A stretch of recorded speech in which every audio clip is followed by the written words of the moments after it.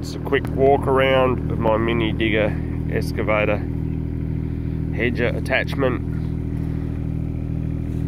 All it is just a backboard off a forklift, a bit of angle iron for the quick attach, a stock standard 4-stroke lawnmower, the cutaway deck with Rover ride-on mower blades,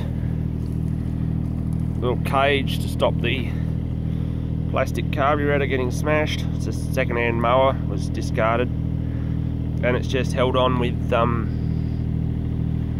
luggage straps, load straps. I'm going to change them to little chains. The digger's just wrapped in shade cloth to stop it getting scratched in the tight spaces, and just a bit of mesh to stop the blade coming through and getting me. Total cost of that was just free, I think $9 for the blades.